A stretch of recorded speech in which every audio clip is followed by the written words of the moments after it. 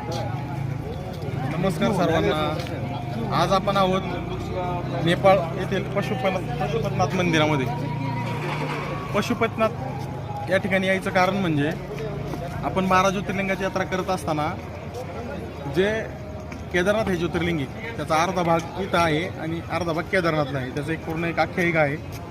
ज्यावेळेस 5 पांडवांचं युद्ध थांबलं, महाभारतातलं युद्ध थांबलं, त्यावेळेस 5 पांडवांकडून गुरु हत्या आणि बंधू हत्या झाली होती। तर त्यावेळेस त्यांनी श्रीकृष्णाला विचारलं, बाबा ह्या जे का आमच्या हत्येचं पाप लागले गुरु बंधू किंवा गुरुच्या शिक्षेचं जे पाप लागले त्याच्यातून मुक्ती मिळवण्यासाठी काय केलं पाहिजे। तर भगवान श्रीकृष्णाने सांगितलं तुम्हाला भगवान शंकराला शरण गेलं पाहिजे।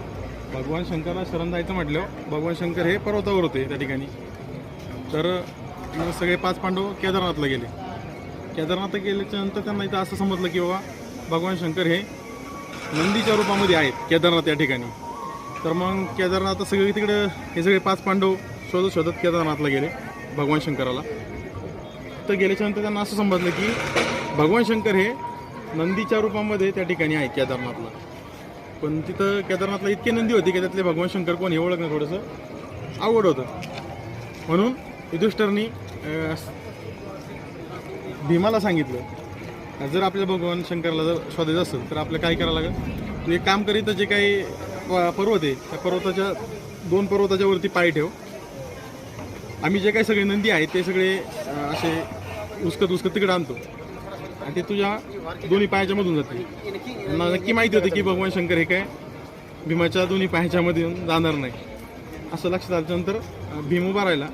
सर्व बाकी जे काही नंदी होते ते सगळे जायला लागले। भगवान शंकरांच्या सगळं लक्षात आलं की बाबा हे आता पांडव आपल्याला काय सोडणार नाहीत। भगवान शंकरांनी काय केलं, तिथून पळ काढण्याचा प्रयत्न केला। तिथून पळ काढल्याच्या नंतर पळत जात असताना एका ठिकाणी सगळा गाळ होता, चिखल होते, दलदल होती। तिथं भगवान शंकर त्या गाळामध्ये त्या नंदीचे पाय रुतले गेले।